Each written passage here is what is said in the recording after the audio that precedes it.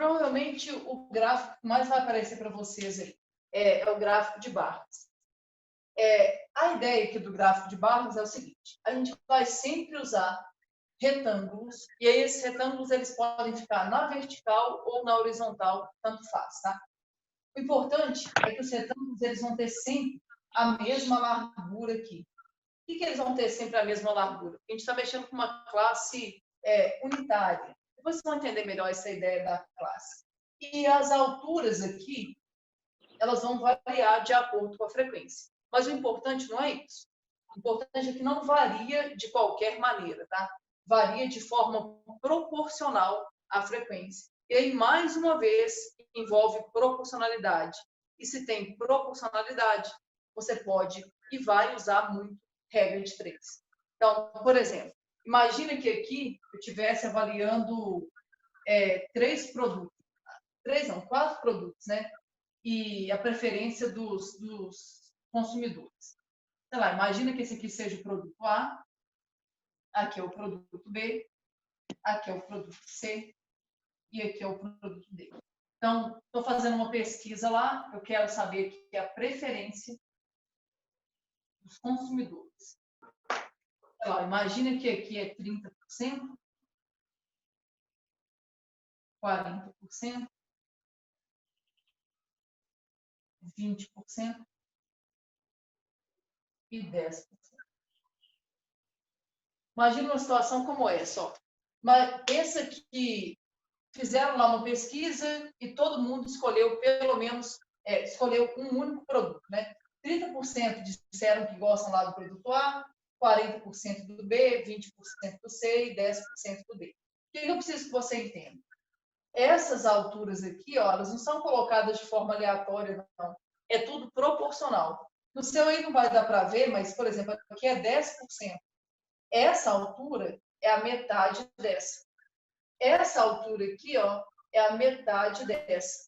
Essa altura, por exemplo, é o triplo dessa aqui. Por quê? Porque é proporcional.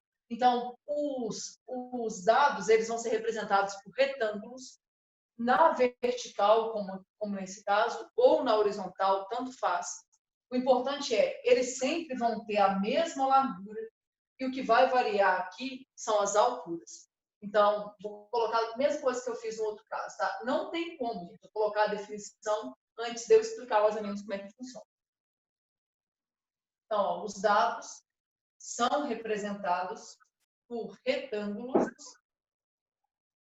De novo, tá, gente? Se tem proporcionalidade ali, você pode pensar em regra de 3.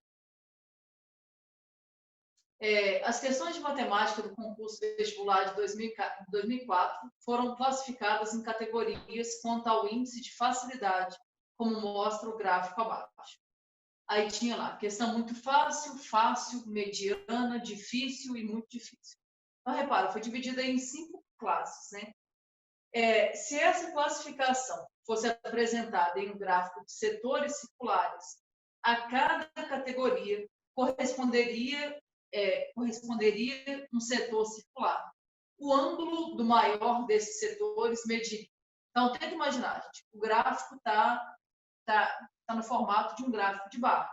Repara, são retângulos, todos os retângulos têm a mesma largura aqui, o que muda são as alturas. Lembra, essas alturas elas são proporcionais à frequência. Então, quanto mais alto for o retângulo, maior vai ser a frequência. Quanto mais baixo, menor vai ser a frequência.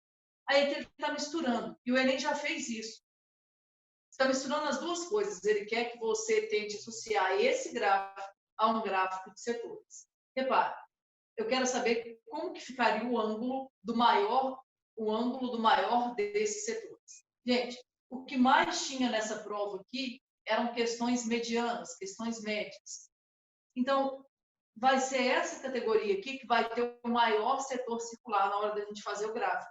Mas a pergunta é, qual que vai ser o ângulo desses setores? Primeira coisa que você teria que fazer aqui seria descobrir qual que é a frequência relativa dessa categoria. Como assim? O que ela representa em relação ao total? Para isso, você ia ter que descobrir quantas questões tinha nesse vestibular. Observa, Aqui está entre 0 e 2. Então, tinha uma questão difícil, 4 questões fáceis, 14 questões medianas, 10 questões difíceis e uma questão muito difícil. Se a gente somar tudo isso, ó, 1 com 4 vai dar 5. Com 14 dá 19. Com 10, 29. Com 1, 30. Então, essa prova contava com 30 questões. Agora, eu preciso descobrir o que isso aqui representa. Você pode achar a porcentagem, se você quiser, ou você pode fazer direto. Como assim fazer direto? Você não precisava da porcentagem para achar a sua resposta. Você podia pensar o seguinte: se fosse todas as questões do mesmo nível, o gráfico de setor ia ter um setor só. Então, as 30 questões representam 360 graus. Essa categoria aqui tem 14 questões. As 14 questões representam um ângulo que eu vou chamar de alfa. Agora, resolver isso, ó.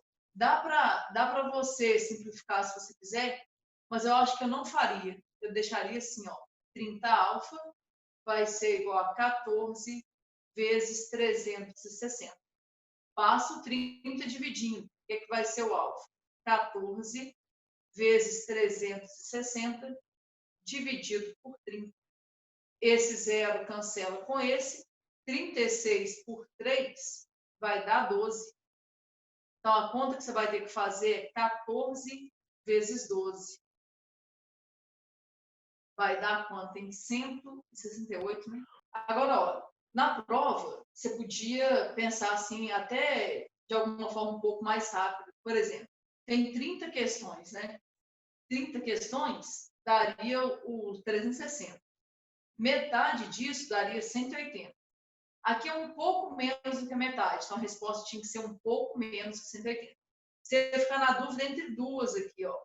Só que dá para você descobrir o que uma questão representava. Por que dava para você descobrir o que uma representa? Era só você dividir 360 por 30. 360 dividido por 30 dá 12. Então, cada questão corresponde a 12 graus. Se eu faço 180 menos 12, cai para quanto? 168. Mas eu não quero que vocês façam nada assim arriscado, não, tá? Eu quero que vocês consigam entender a lógica. A maneira de resolver seria você tentar descobrir a porcentagem. O que 14 questões representam em relação a 30? Quando você faz isso, você descobre uma coisa que a gente chama de frequência relativa. Você descobre qual que é a frequência relativa daquela categoria. E aí, a hora que você descobre a porcentagem, você poderia calcular a porcentagem do 360 também, e aí você ia chegar no ângulo direto. Mas tudo isso vai depender muito do que você conseguir enxergar na hora, tá? Cada caso vai ser de um jeito. Eu quero que você consiga pensar de maneira ordenada, que você consiga resolver problemas assim.